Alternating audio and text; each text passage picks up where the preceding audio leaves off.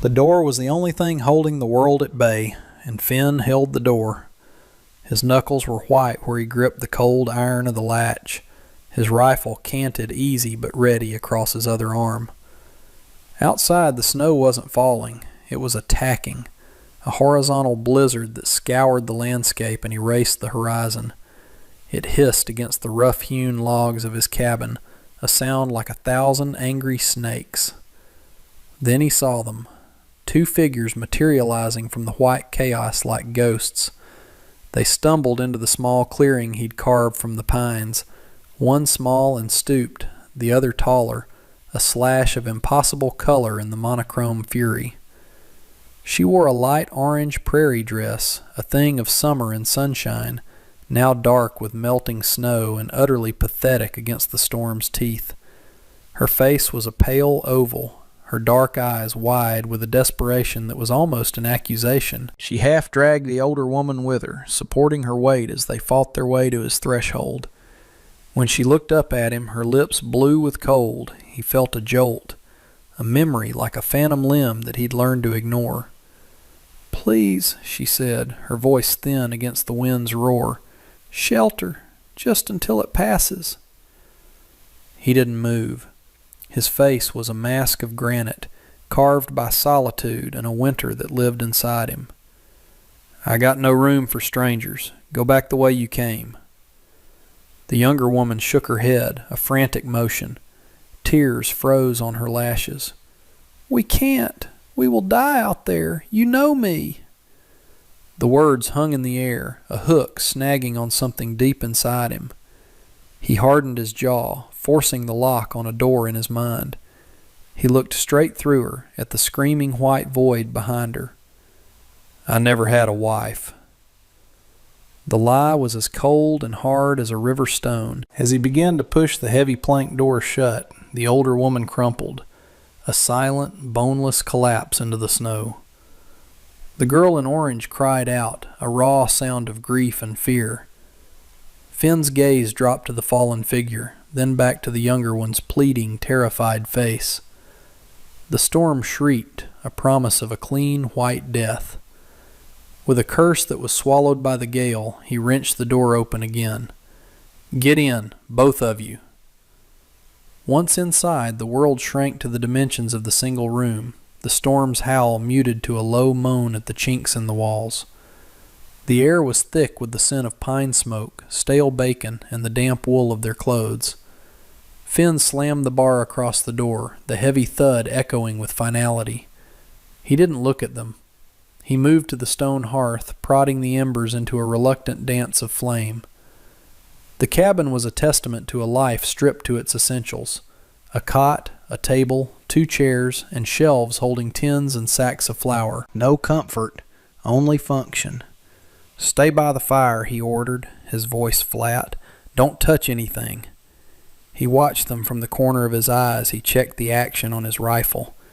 The younger woman, May, had managed to drag her companion onto the bearskin rug near the warmth. The older one, Auntie Wynne, was breathing in shallow, rattling gasps. May worked with a quiet, desperate efficiency, chafing the old woman's hands, loosening the frozen shawl from around her neck. Her movements were graceful, even in her exhaustion. He remembered those hands. He remembered the way they moved when she'd shown him the intricate knotwork of a silk tassel. He shoved the memory down, burying it under the weight of the last 2 years. He took a tin cup, filled it with water from a bucket, and set it near the flames to warm. When steam began to rise, he nudged it toward them with the toe of his boot, a gesture that was half provision, half dismissal. May looked up, her expression a mixture of gratitude and confusion. "Why are you doing this?" she whispered. "Why did you say that?" Finn turned his back on her, busying himself with reloading the cartridges he'd spent on a deer the day before. The metallic click of brass sliding into the chamber was the only answer he would give. The lie he had told was not for her. It was for him. It was the foundation of this life, the first stone laid in the wall he'd built around himself. If he acknowledged her, if he let one sliver of the past into this frozen present, the entire structure would collapse. So he worked, and he watched, and he said nothing, letting the silence and the storm press in on them all. The storm did not break. For 3 days the world outside remained a churning torrent of white, imprisoning them in the small, tense space of the cabin. Time seemed to congeal, measured only by the logs Finn added to the fire and the meager rations he portioned out. He gave them food without comment, hardtack and salted meat, placing the plates on the floor near the hearth as if feeding stray animals. He slept on his cot, fully dressed, his rifle beside him. They slept on the rug by the fire. He felt May's eyes on him constantly, a silent, persistent questioning he refused to meet. Her initial desperation had hardened into a watchful stillness, a quiet assessment that unnerved him more than tears would have. He saw her studying his hands as he cleaned his pistol, the scar above his left eye, the way his gaze perpetually swept past the single grimy window. She knew he was waiting for something more than the end of the storm. On the third day, the wind abated slightly, and he knew he had to clear the snow from the roof before its weight became a danger. He pulled on his heavy coat and boots, his movements economical and precise. Stay inside. Don't unbar the door for any reason. He didn't wait for a response, stepping out into the blinding, sculpted landscape of the blizzard's aftermath. Inside, the silence he left behind was different. It was an opportunity. May helped Auntie Wen, now stronger but still weak, sip some warm broth. Then, driven by a need for order in the chaos, she began to gently sweep the hearth with a worn broom. The space was his, but she couldn't stand the idleness. As she swept near the edge of the stone hearth, the broom bristles caught on the corner of a floorboard. It was loose. A flicker of curiosity, or perhaps something deeper, an instinct, made her kneel. Her fingers, still numb with a residual chill, worked at the edge. The board came up with a soft groan of old wood. Beneath it, nestled in the dark, peaty earth, was a small bundle wrapped in oilcloth. Her heart began to beat a frantic, painful rhythm. With trembling hands, she unwrapped it. Inside was a silk pouch, embroidered with a pattern of 2 cranes, their necks intertwined. She had made this. It had taken her a month, each stitch a prayer for their future. Her fingers fumbled with the drawstring. She tipped its contents into her palm. A single, smooth river stone, gray and perfectly ordinary, except that it was the one he had given her on the banks of the Sacramento, a promise of permanence. He hadn't forgotten. He had hidden it. He had lied. Finn returned an hour later, the cold clinging to him like a shroud. He stamped the snow from his boots and shoved his hat and gloves onto a peg by the door. The moment he stepped fully inside, he felt it. The air in the cabin had changed. It was no longer just tense. It was sharp, brittle, ready to shatter. May was standing by the table, her back ramrod straight. The firelight caught the vibrant silk of the small pouch she held clutched in her hand. Her other hand was closed in a tight fist around the river stone.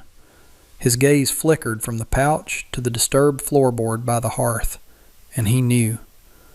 The wall he had so carefully constructed had been breached from the inside. He said nothing, just unslung his rifle and leaned it against the wall, the motion deliberate, slow.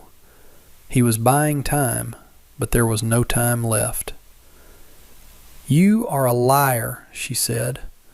Her voice wasn't loud, but it cut through the room, clear and cold as ice. It wasn't a question. He met her eyes then, for the first time since she'd arrived. He saw the deep well of her hurt, but beneath it, something else was surfacing, a hard, defiant anger. The vulnerable girl in the orange dress was gone. "I did what I had to do," he rasped, his own voice sounding foreign to him. "To survive." "To survive?" She took a step toward him, her knuckles white where she gripped the stone. "You left me there. You sent a message saying you were dead. I waited. For a year I waited. For a ghost." The story began to spill out of him then, not in a flood, but in jagged, painful pieces. He spoke of a man named Reed, a man with money and influence who had financed his passage west, who had arranged their marriage, a man who saw May not as a wife, but as property. He changed the terms, Finn said, his voice low, his eyes fixed on the dark knots in the table. He wanted you for himself. He said if I didn't disappear, he would kill us both. He told her he ran, that he came here to this isolated place to hide, to figure a way out. He told her he believed she was safer thinking he was dead. It was a partial truth, a curated version of his own cowardice. As he spoke, a new sound intruded, a sharp crack from the woods outside that wasn't the groan of a snow-laden branch.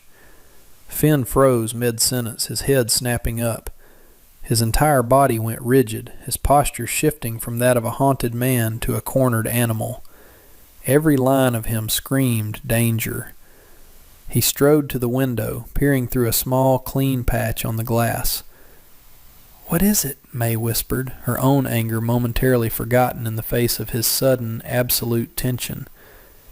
He turned from the window, his face grim, all traces of the past gone, replaced by a terrifyingly focused present. "They're here."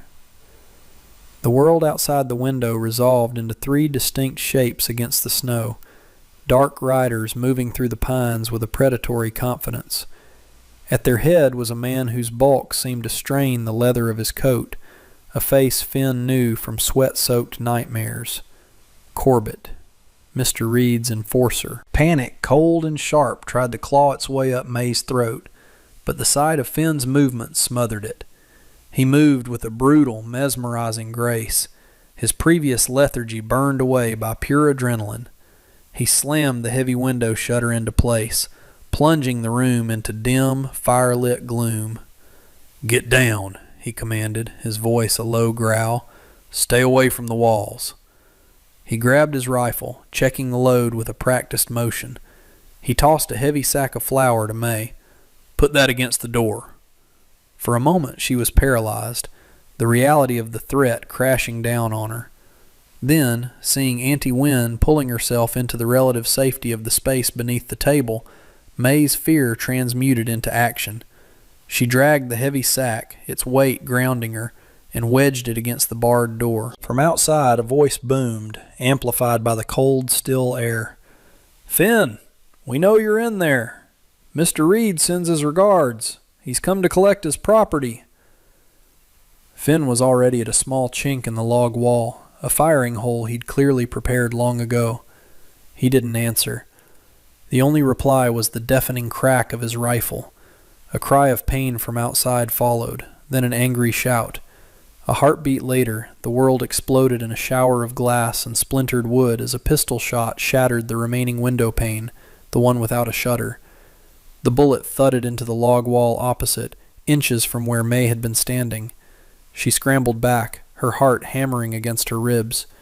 Finn fired again, a calm, measured shot. "Cartridges," he grunted, not taking his eye from the chink. "On the shelf, in the tin box."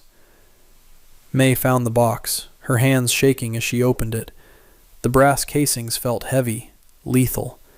She crawled across the floor and placed the box beside him. He reloaded without looking, his focus absolute. He was no longer the broken man from her memory, or the cold stranger from the past few days. He was a protector, a warrior, his entire being narrowed to the singular purpose of keeping the violence outside from getting in. In that moment, he was the man she had once believed him to be. The siege settled into a grim, deadly rhythm. Corbett and his two men were professionals, not common bandits. They didn't charge wildly but used the landscape, moving between the thick pines and rocky outcrops that dotted the clearing. They laid down suppressing fire, bullets chewing at the cabin's logs, sending splinters flying through the dim interior. Each shot was an assault, a percussive shock that vibrated through the floorboards. Finn was their equal in patience. He husbanded his ammunition, firing only when he had a clear target, making each shot a deliberate, lethal calculation. The cabin, which had been a prison of tension, was now their only fortress. The air grew thick with the acrid smell of gunpowder, which mingled with the wood smoke to create a suffocating perfume of conflict. Time lost its meaning, stretching and compressing with each exchange of fire. During a lull, Corbett's taunting voice echoed again. "You can't have much water in there, Finn, or food. How's the pretty little thing holding up? Reed says to bring her back without a mark on her, but he didn't say nothing about you." Finn's jaw tightened, but he remained silent, his eyes scanning the tree line. A ricochet sent a sliver of hot lead skittering across the room. It grazed Finn's forearm, opening a shallow but bloody gash. He hissed, a sharp intake of breath, but didn't move from his post. May saw the dark stain spreading on his sleeve. Without a thought, she ripped a long strip from the hem of her petticoat. She crawled to him, her movements low and sure. "Let me see," she insisted, her voice quiet but firm. He glanced at her, then back outside before reluctantly extending his arm. She cleaned the wound with a cloth dipped in their precious drinking water and bound it tightly, her fingers surprisingly steady. Her touch was professional, impersonal, yet it was the most intimate contact they'd had.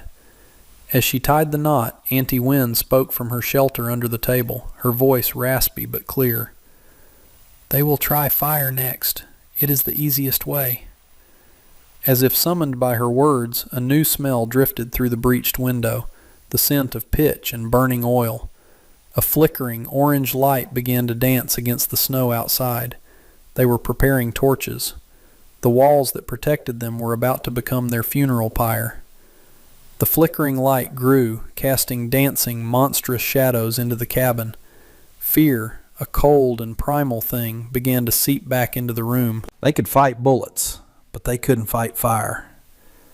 Corbett's voice came again, closer this time, smug and certain. "Last chance, Finn. It's a shame to burn such good lumber." Then he said the words that shattered everything. "The deal's still good. Give us the girl, and the deed is yours. Reed signed it himself. 160 acres, free and clear." May froze, the cloth in her hands forgotten. She turned her head slowly, her eyes locking onto Finn.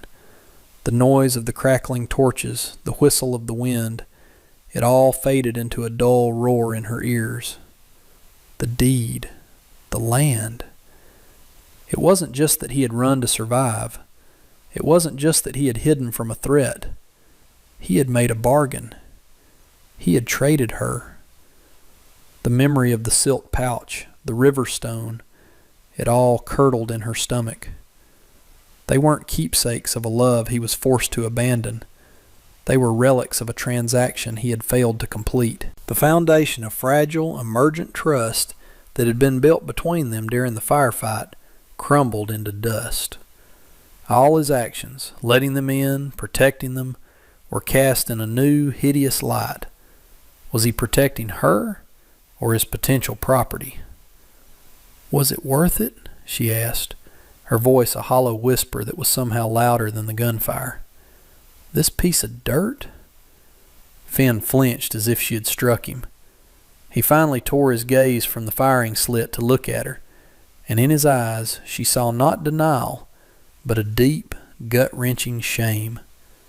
The truth was uglier than any lie he could have told. He had come here not just to hide, but to claim his prize. "May I—" he started, but his voice broke. He had no defense. The betrayal was absolute, leaving a wound far deeper than any bullet could.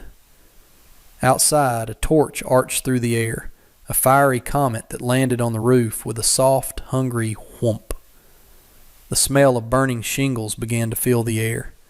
Their time was running out. The sight of the flames licking at his roof seemed to burn the last of Finn's cowardice away. The fire was not just a threat, it was a crucible. In its light, he saw the man he had become, a craven bargainer trading a human soul for a plot of land. The shame that had silenced him now galvanized him. "It was never worth it," he said, his voice raw with self-loathing. "I was a fool. I thought I could get the land, then use the money to get you back from him.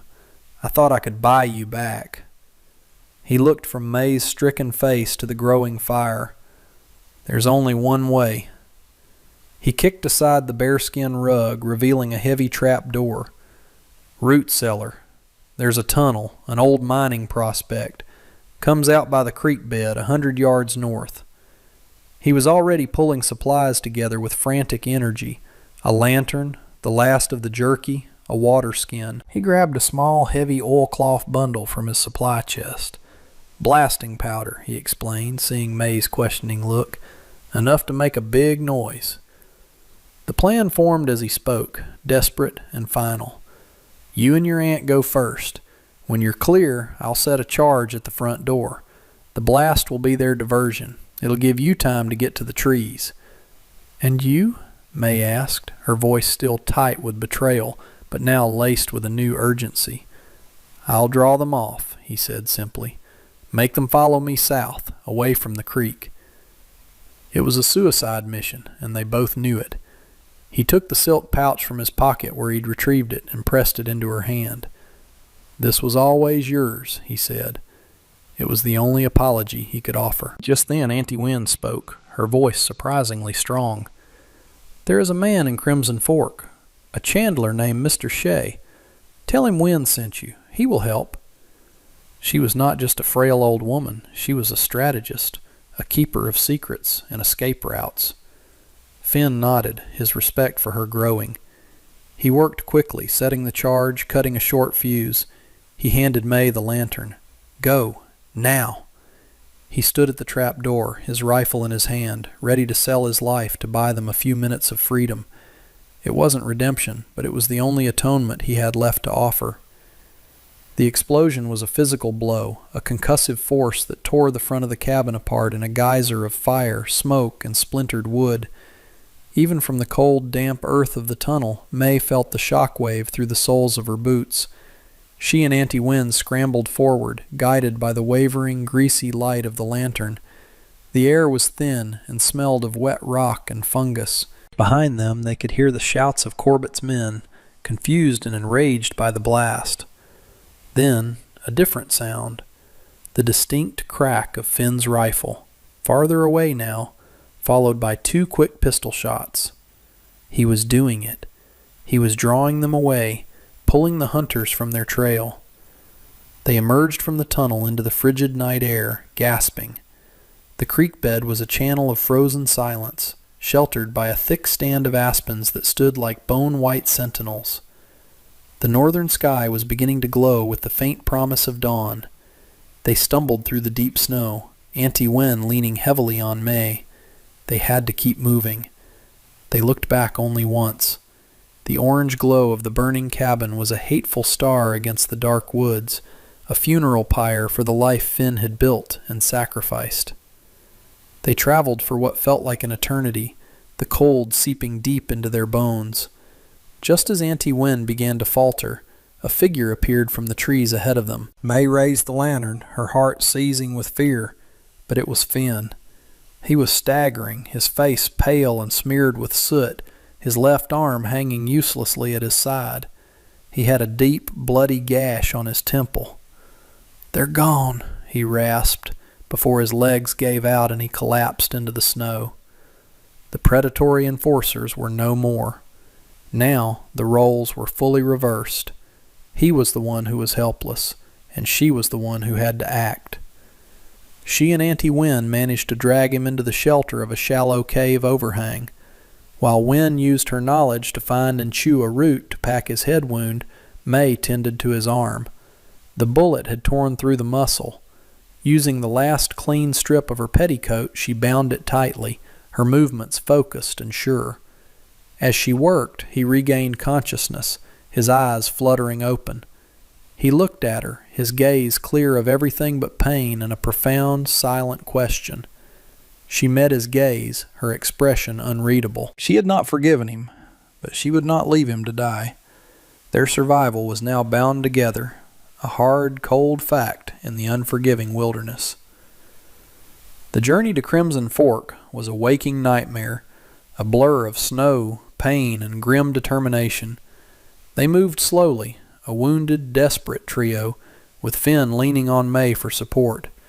His strength had been spent in the fight, and now he was a liability, a heavy weight she refused to abandon. He was feverish, his quiet grit the only thing keeping him on his feet. They found the chandler, Mr. Shea, a small, wizened man whose calm eyes held no surprise when Auntie Wynne spoke to him in their shared tongue. He ushered them through his shop, fragrant with beeswax and tallow, into a hidden room in the back. For 2 days they existed in that small, safe space while Finn's fever raged and broke. May tended to him, changing his bandages, forcing broth between his lips. In the quiet hours of his delirium, he spoke of his past, of the crushing debt his family owed to Mr. Reed, of the deal that had started as a desperate chance for a new life and had twisted into a pact with the devil. He spoke her name over and over, a litany of regret. When the fever finally passed, he woke to find her sitting by his cot, watching him. The silence was heavy with unspoken words. "He won't stop," Finn said, his voice weak but clear. "Reed, as long as you're alive, you're a threat, a loose end." Auntie Wynne, who had been listening from the corner, finally revealed her most important secret. She produced a small oilskin-wrapped packet from the folds of her clothing. Inside were documents, ledgers, shipping manifests, and a signed contract. They were written in a mix of English and Chinese characters. "Mr. Reed does not just own a railroad spur," she explained. "He traffics in people. He brings them from China with false promises, works them to death in his mines, and buries them where no one will find them. May was supposed to be a gift for a business partner. When she refused, he decided to silence her. These papers are the proof." It was all there. The polished mastermind, the civilized man of industry, was a slaver and a murderer. Their fight for survival was no longer enough. This was now a fight for justice, for all the nameless ones buried in Reed's mines. Finn pushed himself to sit up, his face set with a new, hard resolve. "Then we don't run," he said. "We finish this." Crimson Fork was Reed's town. His name was on the hotel, the saloon, the land office. He was a king in his small, cold kingdom. They found him in his office at the rail depot, a plush, civilized room with leather chairs and a large oak desk. He was a man in a tailored suit, his hair perfectly parted, his hands soft and clean. He looked up as they entered, his expression shifting from mild annoyance to cold, reptilian shock when he saw Finn and May standing there, alive. Auntie Wynne stood just behind them, a silent, formidable presence. "Well," Reed said, recovering quickly, his voice smooth as oiled machinery, "this is an unexpected reunion. I assume you've come to renegotiate your terms, Finn." Finn walked to the desk and placed his good hand flat on the polished wood. He was no longer the desperate man Reed had manipulated. "There are no more terms." Behind him, the door opened, and the town marshal stepped in, followed by a captured and bound Corbett, his face a mask of sullen fury. Reed's composure finally cracked.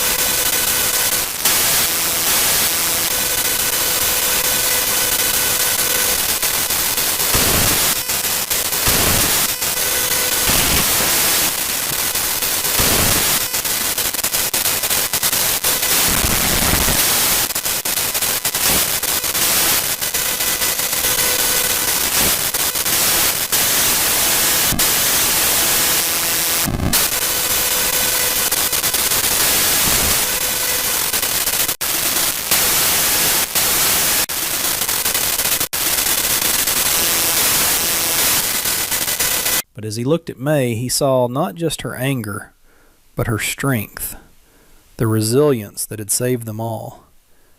Vengeance would only honor the world Reed had built. Justice, however imperfect, would build a new one. He nodded to the marshal. "He's all yours." As Reed was led away in irons, his threats and curses echoing in the office, a profound quiet settled. Outside, the morning sun was glinting off the snow, the light clean and sharp. Finn and May stood on the platform, the cold air fresh in their lungs. The future was a blank, untracked wilderness. He looked at her, at the woman he had betrayed, and who had, in turn, saved him. He didn't ask for forgiveness. It was too much to ask. Instead, he simply asked, "Where do we go now?" May didn't answer with words. She reached out and took his hand, her grip firm and warm. It was enough. It was a beginning.